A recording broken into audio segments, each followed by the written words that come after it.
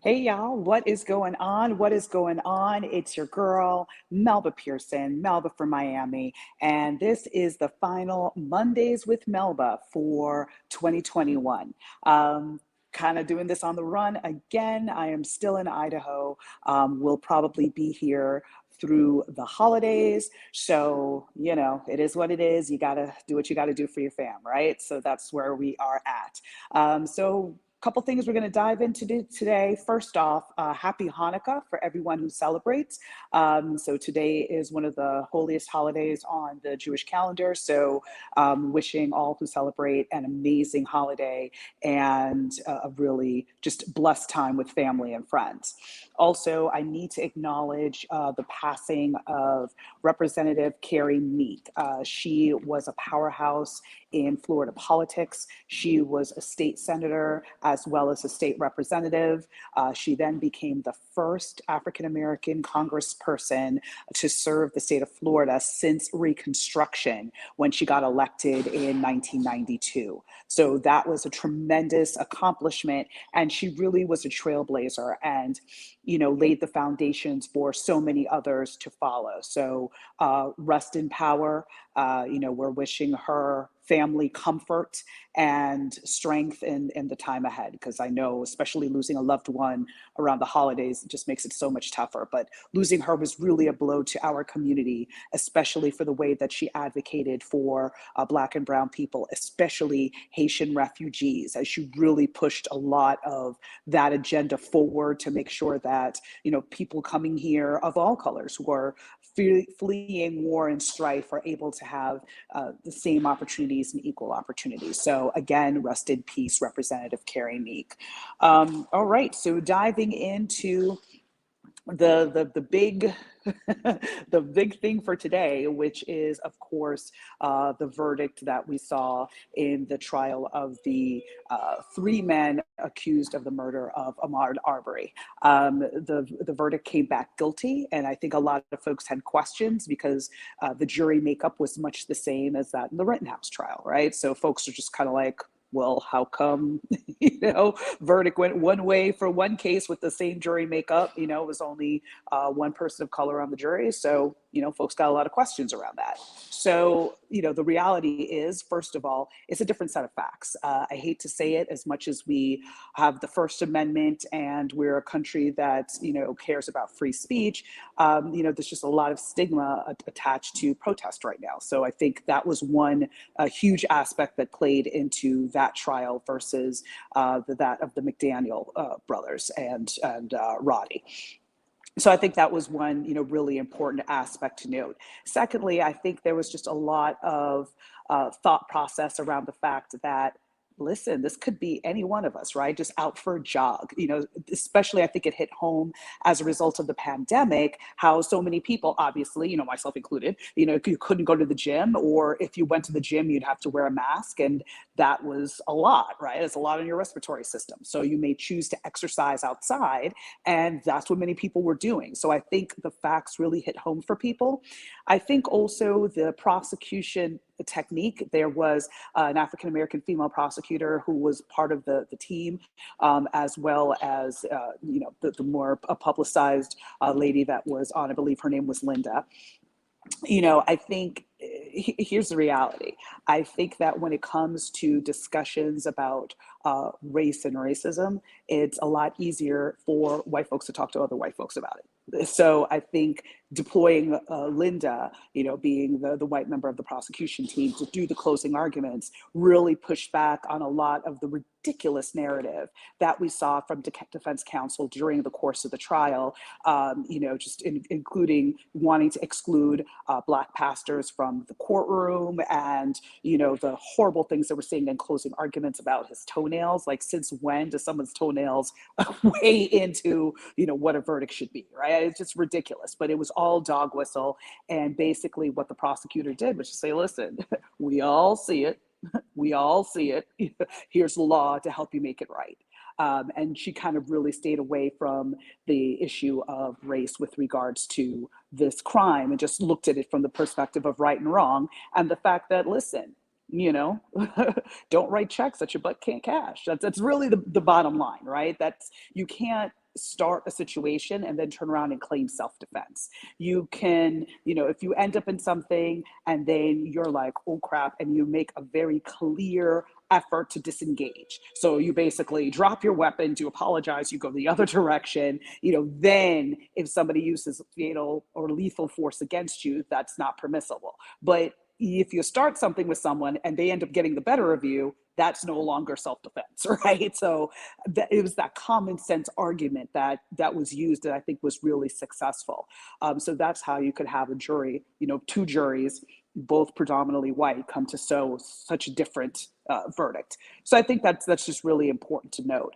Also, another trial that I want to bring to everyone's attention was that of the trial in Charlottesville against Unite the Right. Now, as many of you may remember, Unite the Right were the organizers that put together the rally that turned fatal in Charlottesville back in 2017. It killed Heather Heyer, where she was a counter protester protesting against, white extremism. And a white extremist came through with a car and basically, hit her, killing her, and basically was trying to kill everybody.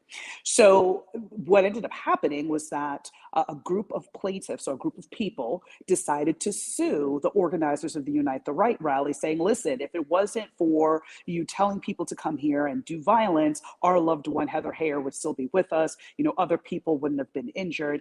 And a jury agreed and awarded the plaintiffs in excess of $25 million, which means all these organizers like Richard Spencer, all of these, white extremists, they got to pay up.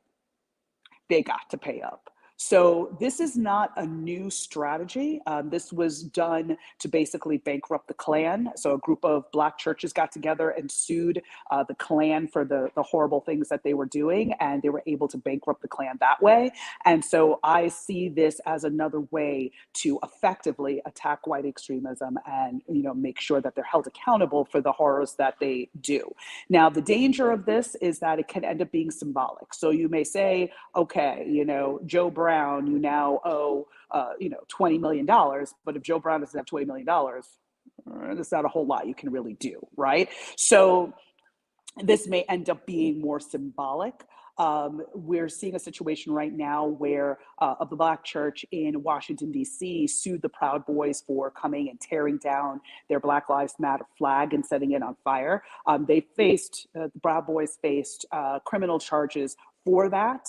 But on top of that, they're suing, the church is suing civilly. And, the leader of the Proud Boys that, shamefully lives in Florida, was like, bring it on, I've got no money, right? So you have to be very creative when it comes to finding assets. So they may start putting assets in other people's names. So putting their house, their car and stuff in their wife's name, their girlfriend's name, that sort of thing, to be able to hide from that kind of judgment. So you've got to make sure to have really solid forensic accountants to find where the assets are, so that that money can go to the people that have been horribly impacted by their actions. So I want to definitely note that for folks to know, to keep that in mind, that moving forward, the strategy may be around the financials rather than necessarily getting the justice we hope for in the courtroom. Still push forward on the criminal side, trying to get convictions, but in the absence of that, there's also the civil system to be able to get closure and get some measure of justice for lives that are lost as a result of excessive use of force or white extremism. So there's all of that. All right, let's see what else we're going to chat about today. This is also the season of exonerations. As some of you may have heard, two of the men that were charged and convicted in the homicide of Malcolm X, the assassination of Malcolm X, were recently exonerated. Part of that was as a result of an amazing Netflix show, basically, Who Killed Malcolm X, and the scrutiny that was done by that basically investigative reporter really made it clear that the men that are serving time for the murder of Malcolm X were not the people that did it. And then we're saying that from back in the day, right? So this is like nothing new. Like they've been saying that. The reality is that NYPD and the FBI withheld information, critical information, that would have shown that these were not the people. So that has come to light, and Manhattan District Attorney Cy Vance, he's now the outgoing district attorney. Congratulations to Alvin Bragg, who's the new Manhattan District Attorney as of January. But in one of his final acts, he went ahead and exonerated those two men. Also, you may have heard about Kevin Strickland, who is 62 years old, a gentleman out of Missouri, who was also exonerated for a murder he didn't commit after 42 years incarcerated. 42 years. Can you even imagine? So now, basically, what's really sad about this is that the state of Missouri does not allow for compensation in his particular instance. It's a weird quirk of the law, but he can't get compensated for the 42 years he spent wrongfully incarcerated. So a group of folks have gotten together and did a GoFundMe and raised over $1 million for him, because think about it. Like, what has changed over the course of the last 42 years, right? Like 42 years ago, like we didn't have cell phones the same way we do now. We certainly didn't have the internet the way that we do now. So it's going to take a lot to really get him up to speed and to be able to function in everyday life now, after being plucked out of the world at a young age and now trying to rebuild. So that's going to be a really uphill battle for him. So if you can contribute, definitely do so. But at least, keep him in your thoughts and prayers. But as we kind of think through all of these exonerations that are happening, and a lot of this coming to light as a result of, TV specials, podcasts, things like that, we've got to look into our own backyard in Miami. And, there's a case right now of Thomas Raynard James. I've spoken about it briefly before. I'll drop the links in the chat. But, just so everyone knows, he's someone who is serving a life sentence for a murder that he has not committed. And this was brought to light by Tristram Corton, who wrote an article, very lengthy article for GQ magazine, and really was trying to bring attention to this. And he did a ton of research. He took all the documents from the state attorney's office, reviewed it, tried to talk to the police department. They were not responsive, but he came to the conclusion after hours of interviews and research and all of that, that this is not the right person. And after reviewing everything that, the article and talking to him, I too am convinced that the right person is not behind bars for that homicide. So the state attorney's office has been reviewing it since March.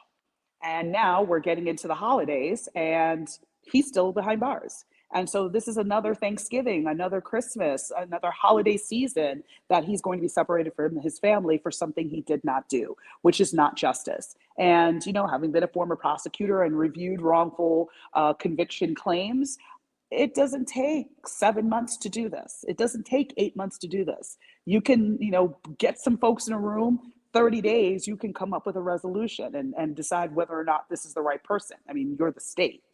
You have all the tools at your disposal, as opposed to waiting for somebody who's incarcerated to try and prove their case to you. That doesn't make sense, right? So, we really have to be vigilant and keep the pressure on and push for exonerations in our own backyard to make sure that justice is real for everyone. And as we look at what happens across the country, while we can sympathize, support, educate ourselves, we always have to stay vigilant in our backyard, because remember, elections have consequences. We saw that very clearly in the Rittenhouse case with the judge who was so cozy with the defendant and the defense. That telegraphs to the jury that, listen, this person may not be guilty, right? And that's not cool. That's, you should be treating all defendants the same way. And so as we're like, man, that judge needs to be voted out. Okay, but are we checking our own judges in our backyard, right? I'm going to be doing a number of sessions next year as we get close to the judicial election season, where I'll be bringing on a variety of judges for folks to be able to learn more about them and get more engaged in judicial races locally. Also, we're going to continue to keep talking about all of these different cases, because again, who you elect as district attorney, who you elect as public defender, all of these things have consequences in our day-to-day life. Too often people are very focused on presidential, on US Senate, all of these other offices that have less of an impact on your day-to-day life than your local elections, your mayor, your commissioners, your again, state attorney, judges, public defenders, all of that. So, 2022 is going to be the year of being woke, like from the standpoint of understanding what's going on, understanding what's at stake, educating yourself, educating others, and pushing forward to make the wise choice at the ballot box. So there's that. So as I had mentioned before, this is the last Mondays with Melba for 2021. I am taking the month of December off. Like I said, I'll be spending it for the most part in Idaho, with my father-in-law and all of that. But next year, I've got a lot of exciting content that I'm going to be rolling out. I have a project that I've been working on that I'll be ready to release come January. So super excited about that. Definitely want you to weigh in on topics you want me to talk about, things you want me to cover. I'm totally cool with trying to, weave in things that folks are having trouble understanding or want to know more about. I always try to tie it to a current event or a current news story so it's easier to understand, because I never like talking about issues in a vacuum, because sometimes, again, the point gets missed. So yeah, definitely, if you've got stuff, DM me, messenger me, inbox me, passenger pigeon me, whatever. And we can dive into those topics moving forward. So, with that, want to acknowledge some folks on the stream. So Haver Lance, Raquel, Bill, congratulations again on your new church. My friend Bill is now at the UUC in Sun City, Arizona. So if you're in that neck of the woods and would like a good Sunday service and worship, hit him up. He's the dude to see. And also, hey Sandra, great to see you as well. And then just wrapping up. I'm super grateful for a lot of things this year. First off, I'm grateful that I have an amazing position with FIU, which is allowing me to work on prosecutorial issues across the country. That's been my heart and soul. That's what I've been about for so long. So to be able to continue that work in this manner is definitely a privilege. And I'm amazed just to be able to work with such brilliant people. So shout out to my team at FIU. Y'all rock. Also, I'm super grateful for the health of my dad and of my father-in-law. Both of them had struggles this year, but you know what? They're coming out the other end of it, and I'm eternally grateful for that. I'm super grateful for my beloved cowboy, who totally supports me in, sometimes the crazy ideas I may get, but always really, supports my goals, my dreams, my visions, and without question and unconditionally. So that's like huge. And last but not least, I'm grateful to all of you for tuning in, for sharing your thoughts and your feedback, for being loyal viewers, whether it's for a week or for the last, 2 years, right? Like I really appreciate your support and all of you. So that's it. That is the deal for this last Mondays with Melba for 2021. Y'all take good care. Have an amazing holiday. Spend time with family and friends. I know for some folks, the holidays are tough because of, losing loved ones, especially if this is your first holiday without a loved one at the table. My heart goes out to you. I know what that's like, and I know it's tough. So just hold close to those that love you, and they will help you get through this time. Just know that everything is temporary. The pain is temporary. It's not permanent. Just, you'll be able to get to the other side of it. So y'all take good care, and I will see y'all in January 2022 with some new contact, new ideas and big things popping. All right, y'all. Take good care. Bye.